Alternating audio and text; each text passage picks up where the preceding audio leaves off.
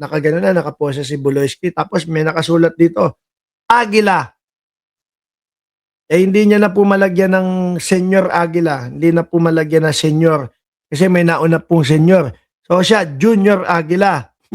Ano po? Sabi, tatag lang, tatag lang. Ngayon, hindi na namin naririnig si Kibuloy. Pati si dating Pangulong Duterte. Malamang ho, mga kababayan, ganon din ito eh. No?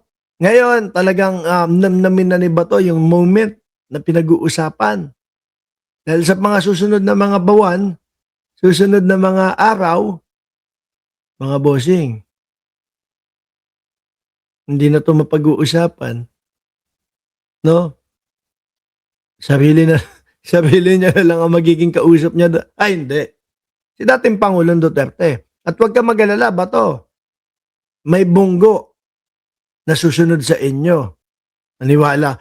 Pinapaniwalaan ko ho yun, mga kababayan. Ano po? Bakit?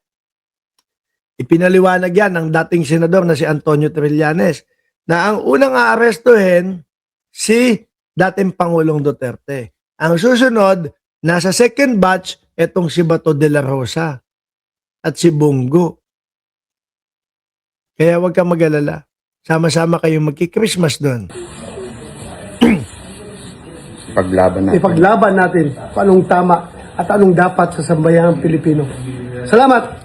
Ba't naman nadamay na naman kami dyan? Thank you. Salamat po. Ayan po, nanawagan po si Senator. So, mga kababayan, Ayan, tingnan.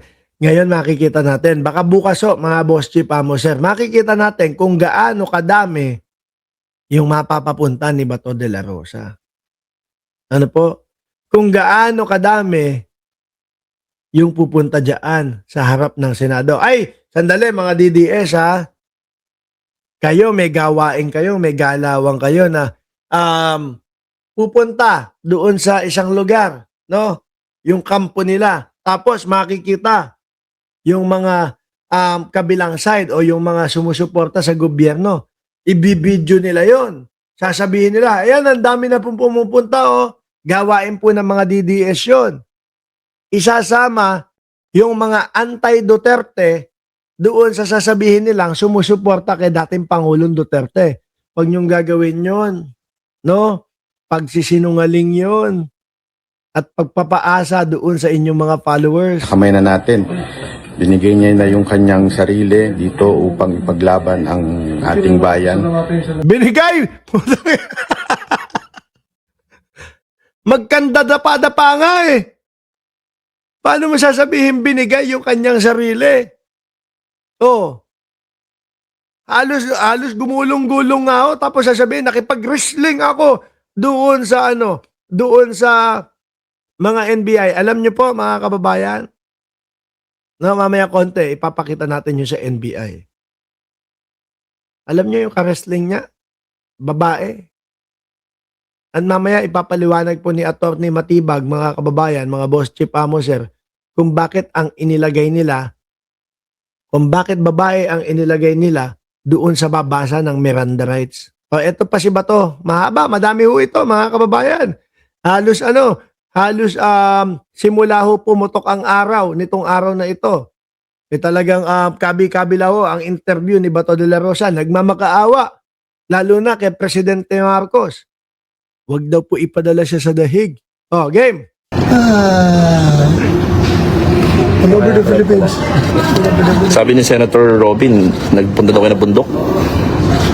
Lahat. Sabi ko, I was with the calls of the air and the beast of the field. Sir, may sama ng loob. Hindi ko marinig yung hindi ko na marinig yung medyo pasigaw ni Bato de la Rosa. Come on, Mr. Trillanes, Mick Madi!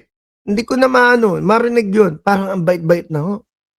Parang ang solemn ng boses ni Bato. Ka ba kay SP Soto, knowing na nag-coordinate pala sa Alam daw. NBI?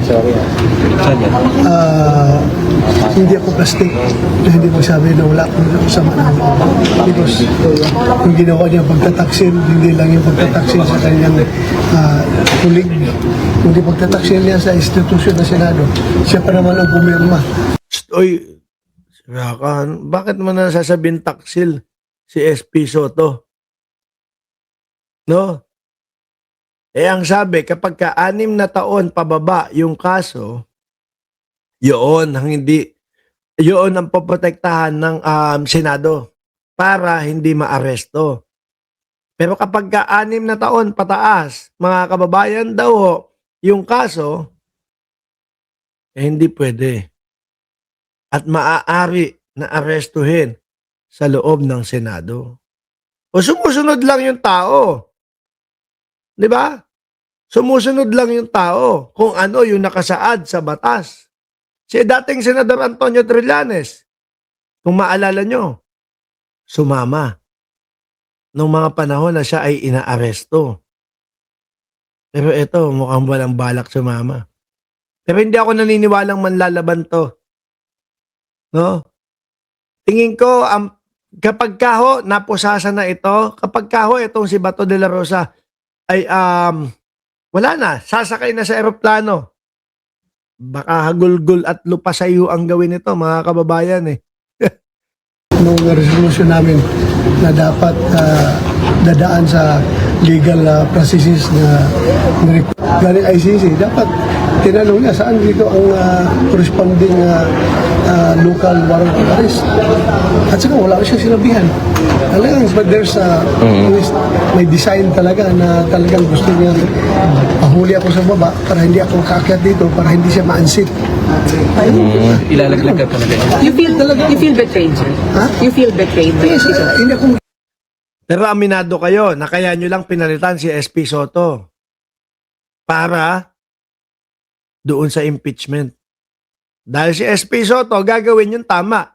Gagawin kung ano yung nakasaad sa konstitusyon. Di ba? Masusunod yung totoong meaning ng forthwith. Akala ho ni Bato de la Rosa, mga kababayan, kapag ginawa niya, yung mga ipinang-uto sa kanya nung mga kasamahan niya, okay na. Lalabas na ulit siya sa Senado. Tatakas na ulit siya. Kaso mabilis ho. Yung NBI, hindi na makalabas. Ngayon, ang nakita ko, nung nagsalita na po mga kababayan, ang ICC, pagkatapos nun, 1,200 na kapulisan ang nandyan ngayon sa labas ng Senado. At nag-alisa na din ang NBI. Di ba? O, kaya na ng pulis yan, sabi siguro. Ang sa amin lang naman is, malagay ka dyan sa trapdoor, parang kalapate, no, hanggang dumating na yung kapulisan at hanggang maging final na meron ng warrant of arrest ang ICC. Di ba? Ngayon, nakakordon ang kapulisan 1,200 no?